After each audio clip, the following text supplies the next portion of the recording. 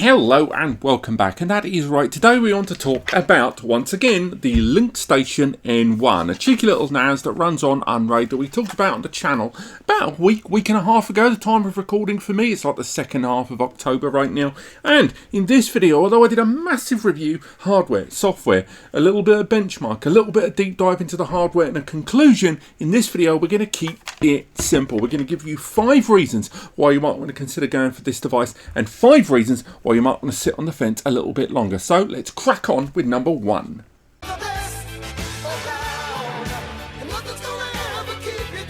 Of course, that price tag of $279 got a lot of people's attention. Now, big old disclaimer, big old TBC there at the front. That $279 price tag, that is going to be the price on Indiegogo. It may already be live right now. If it is, I'll bung a link in the description, or you've already seen that crowdfunding campaign and you're watching this video to find out whether to back this or not. Now, I will say right now, for a 6-bay Celeron powered compact NAS like this, with an UnRAID license included, the UnRAID license on its own is $59.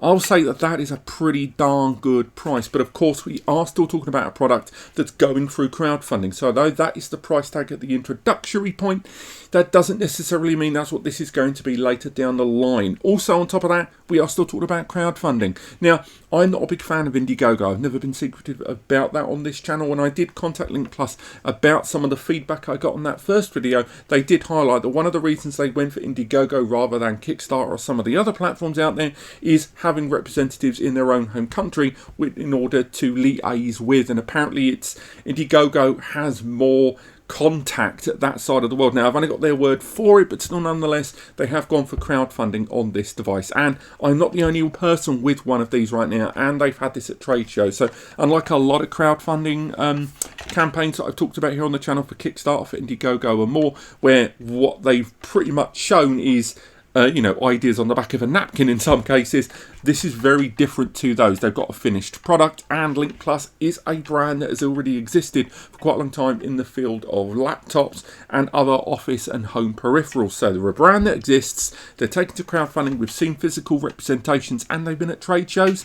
I would say this puts them a little bit ahead of your average crowdfunding, but still nonetheless, as good as that price tag is for a Celeron powered 16 gig system that's this compact on 6 bays, $279 with the UnRAID license, that price is near enough unbeatable for what we're looking at here.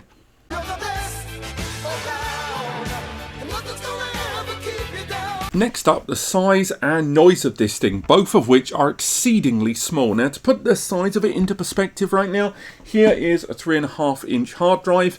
On top of that, this thing is absolutely minute. It's about twice the size of a standard class 3.5-inch hard drive there. And again, I'm talking overall mass all the way through, and it weighs next to sod all as well. So if you are looking for a NAS that you can carry with you and deploy where you go, that is going to be beneficial. Obviously, part of that is to do with its leverage of M2 NVMe SSDs, with 4 of them on the base of the system, as well as 2 slots here underneath of 2.5 SATA connected drive storage. More on that later on. But it's the noise of this thing, because right now we've got the device turned on. You can see the lights are on, everything's at home, and if we open that down, you can probably make out the LEDs that are blinking right now on the front of that system as it goes into the boot operation. But what I'm going to do is take the mic really close.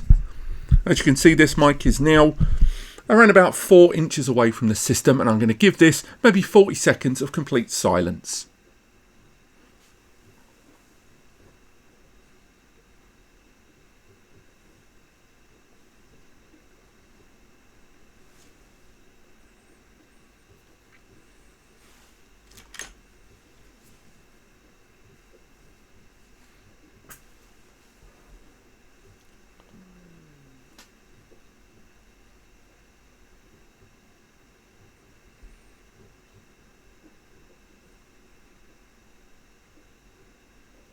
Yep, I think that'll do. That gives you some idea about this device in operation. Now, pop that there. Let's be honest, This is a device working on SSDs. We expect it to be low noise. And we've got 2.5-inch SATA drives in there. They're already going to be pretty low noise. And given that it's UnRAID, UnRAID does give you the ability to decide on boot whether you want to enable or activate the storage straight away. But even if you had the storage activated off the bat on this, it would be worth bearing in mind that these are still storage drives that have no mechanical parts. Now, there does seem to be a cooling system inside there, and you have to get real close to hear it. But even when this thing was going full guns blazing, when we were doing scrubbing on the device and installing a few different applications via the plugins and containers later on, this thing made no noise. And thanks to that little 60-watt PSU dangling out the back, a lovely little compact one at that, this is a system that is going to make an incredibly small footprint on your operational environment.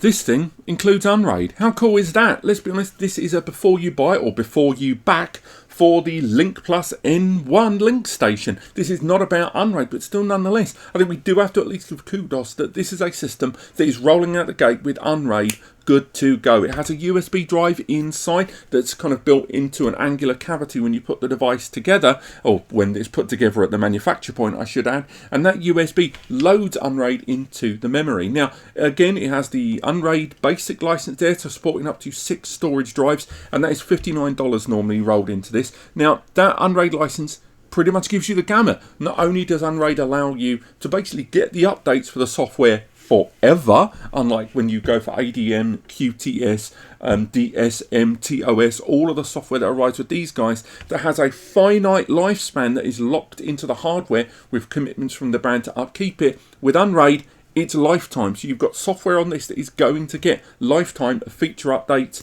of security updates, and more throughout the course of its lifetime. But on top of that, UnRAID is an incredibly low impact software because of the way it runs within that cache and memory. All of the plugins and everything that you're running there in the background, all of those, until you actually start using them, the system is making no means of a big imprint or footprint in terms of its consumption of power and the hardware inside. And the result is that you have a NAS system here that, when it isn't doing high-end operations, is going to be a lightweight system to use.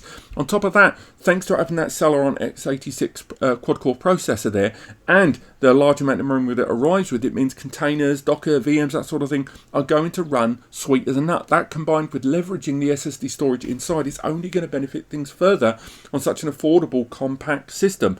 And again, all of this, if they'd used their own OS, if they'd gone to the trouble of developing their own operating system, or, you know, gone for something like TrueNAS, which almost certainly will run on this, the amount of hardware resources being used would have been larger, and it's thanks to UnRAID that this system manages to be quick and nippy for what you're getting here.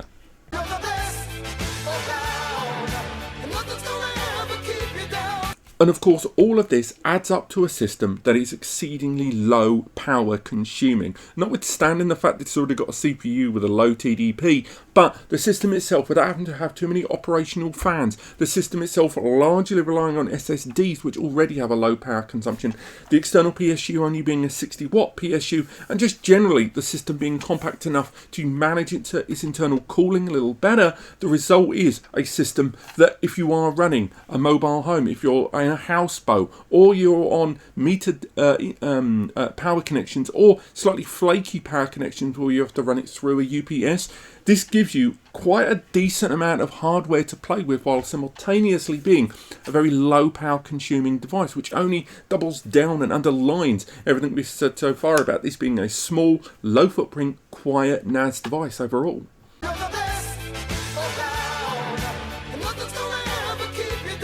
And finally, that memory. I already mentioned it earlier on, but this system rocks out the gate with 16 gig of memory. Now, early doors, normally, if I said to you, I've got a NAS here on the table where they've soldered a large amount of memory to the board out the gate, I would normally go down a bit negative on that one. I would turn around and say, one, that if you include a lot of memory, you have to up the price of the device, and some users aren't looking to use a large amount of memory, and therefore you're making them pay for something they might not use. Or two, when you use soldered memory, all too often that means that you're not going to be able to upgrade the memory down the line. Neither of those criticisms can be applied to this device, because one, it rocks out the gate with 16 gig of memory with a price point of $279, which, by the way, with a quad-core Intel and being a 6-base system, makes it more than half the price of all of these with the same hardware.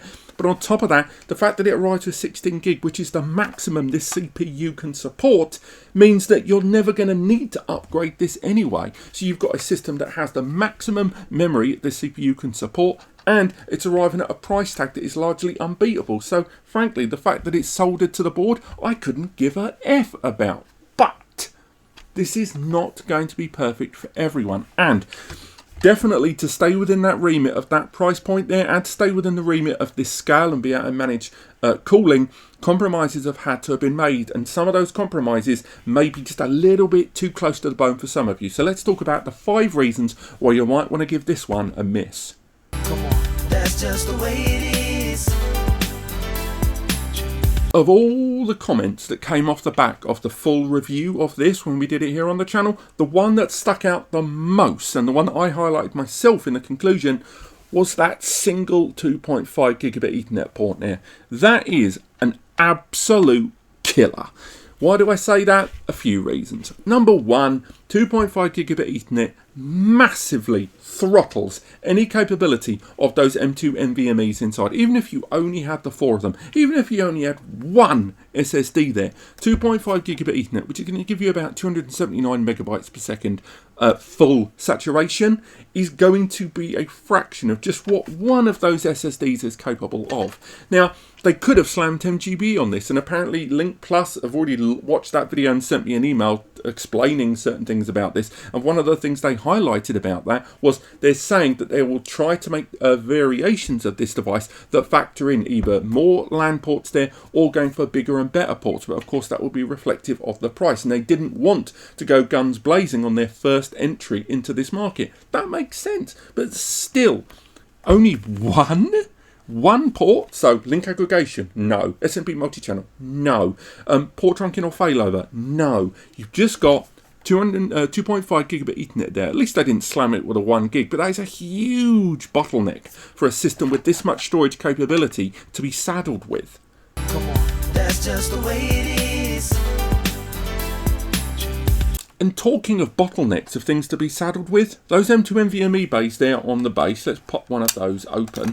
One of the biggest downers here, and we dug into the terminal using UnRAID there. These have all been downgraded to PCIe Gen 3 x 1 each. Now, it may well be because of heat dissipation and they're worried about the SSDs getting too hot, but realistically, it's going to be because of that CPU. I believe it is an 8-lane CPU. It's Gen 3, but that is not a lot of lanes to be getting on with on this system. Nevertheless, PCIe Gen 3 x 1 means that an SSD such as the SN750 there, or the FireCuda 510s or 520s, a lot of those SSDs that may be capable of 3000 megabytes per second and higher are going to be immediately throttled in terms of their overall potential bandwidth down to a maximum 1000 megabytes per second. Indeed, when we dug into this, we found that the internal performance, just bench testing each of the SSDs on their own without using the memory or cache, we ended up with performance numbers peaking at about 750 to 800 megabytes, which again, still, better than that 2.5 gig, but it's still not massive. And all of those limitations can hark back to that CPU choice inside there, but more on that later on. But ultimately, it's just worth bearing in mind that although you're looking at 4 Gen 3 SSDs and you might be doing some RAID calculations in your head and getting some real big numbers, bear in mind, each one of those lanes is throttled to 3 x 1. Come on, that's just the way it is. Remember all those lovely things I said about UnRAID earlier on? I meant them all. I genuinely did. It's a great bit of software, and although it is more user-friendly than the likes of TrueNAS, it's still not quite as user-friendly as Synology DSM or QTS, but that's not my point. My point is, the software that's on this doesn't seem to have been optimized to this system. What do I mean by that? Well, when we first booted the device up, we got lots of temperature warnings. Now, those temperature warnings would normally make you go, oh my god, something's wrong. But when you actually looked at the warnings, the numbers were 40 or 50 degrees in terms of the warnings that were being spat out, which for SSDs is a completely fine operational temperature, and you shouldn't worry about temperatures of SSDs until they are well higher than 70 or 80 degrees. That is the only time. After that point do SSDs self-throttle themselves for self-preservation. Oh, but because UnRAID has originally been optimized more towards storage hard drives, which by the way would not operate very well at that temperature, the result is that the system was spitting out warnings. And if you weren't very well versed in the world of storage, in the world of SSDs, you might be really panicking that this system that over the course of 24 hours spat out about 95 temperature warnings to us, but we knew, myself and Eddie, that that's only because it was using hard drive temperature sensor measurements against SSDs, was just another example of why this system and UnRAID needs to be a little bit more configured towards this very specific system. UnRAID, up until relatively recently, wasn't really SSD optimized in the first place. It was very much a hard drive targeted platform, and it's only in the last couple of years that we've seen SSD integration and SSD cache and write caching there come to the forefront there. This is not UnRAID's fault. They supplied the license, but I'm kind of surprised that there wasn't some means with which the Link Plus couldn't have that version of UnRAID and updates to this be slightly more triggered or tailored, because the license that this includes on that USB drive there needs to be a little bit more tweaked in advance to this system in terms of its warnings and its alerts, with 4 M2 NVMe's at the base of this, when normally UnRAID would have been designed for standard hard drive enclosures. Come on, that's just the way it is. This was another complaint that came from the comments of that previous video about this system, and it's to do with that CPU. I told you I'd get back to it. Now, the CPU inside this system is the N5105. It's an Intel Celeron 2.0 GHz CPU, bursts up to 2.9 GHz when needed. It's got integrated graphics at 750 MHz, supports DDR4 memory. It's a decent enough little CPU, 4-core, 4-thread. It's a CPU we've talked about loads on this channel because it's appeared in about half of the NASs that came out in the last 18 months. It is a good CPU, but those are NASs that have come out in the last 18 months, remember. Now, on top of that, although this system does have a price point of $279 as the introductory price on Indiegogo, it's worth highlighting that this year we've seen several NASs rock out with the N100, or the Lake CPU from Intel. What do I mean by that? Intel very recently kind of, I'm not going to say silently, but they didn't make the most noise about, basically killed off Pentium and killed off Celeron, and have changed their convention and merged them kind of into a single product family there. Now, the N100 and a few different variations of that SKU have now come to market, and that CPU is likely, the N100, the CPU we're going to start seeing in the next generation of NAS devices, which means this device is rocking out with a CPU that some may consider previous gen. On top of that, with the N100 rocking out, there's also another CPU relative to the similar time frame that the N5105 rocked out, known as the N6005, a Pentium CPU, and yes, I'm available for parties. Now, that CPU, that Pentium, has a price point at manufacture incredibly similar to the N5105. That's why we kept seeing that CPU featured on AliExpress on like top 10 boards and the like. So the fact that this system not only isn't rocking out the gate at the end of 2023 with that N100 Intel CPU, but not even rocking out with that Pentium N6005 has definitely ruffled some feathers for some users who are maybe going into crowdfunding for this towards the end of 2023, thinking they might not get it until early 2024, thinking that CPU hasn't quite got the oomph for what they've got in mind. Come on, that's just the way it is. Now, the final negative about this case is going to be for a certain kind of user who are looking at this in a kind of tiered storage way. And again, Wally in WAR700, this is your comment, you started this, so we've got to talk about this. But those two 2.5 inch SATA drives in there, I originally spoke about in the video that this system could not only be utilised for 2.5-inch storage media inside there and the M2 NVMe's for SSDs, but also there are 2.5-inch SATA hard drives that you can go for, old laptop class drives. Unfortunately, one of the things I said in that video, it's not that it wasn't true, but unfortunately it has to be realised, and that is that yes, you can use big 2.5-inch drives in here, but there is a limitation at 12mm height drives inside here. Now, if you look at some of the more modern, larger 2.5-inch SATA drives out there that go up to about 5 TB at the moment, those are 15mm in height, which means that this system is not going to be able to take advantage of those larger drives inside this system. There isn't the capacity storage space in there to put those in. That is going to mean that you might be limited to 3 TB laptop drives inside this in most cases. There are some really rare 4 TB drives, but again, the way they're utilised shingled, I wouldn't recommend those. Ultimately, it means that although we've got a couple of 2.5-inch SATA bays here, you are going to be capped at 3 TB if you're going to be using standard mechanical hard drives. Luckily, if you are going to look at SSDs in SATA, then it's a different story, because there are 4 and even 8 TB drives thanks to QLC SSD, which will fit inside those bays. But nevertheless, if you were someone that was considering this in order to take advantage of 2.5-inch drive media for mechanical drives, so you can have slower legacy but cheaper per terabyte storage in conjunction with those, then you are going to have something of a lower glass ceiling than you hoped. But this has been a before you buy or before you back video about the LinkStation N1. Let me know what you guys think in the comments. We've got links towards the original massive review and links towards the full review article over on NAScompares. If you're still on the fence about this or any NAS solution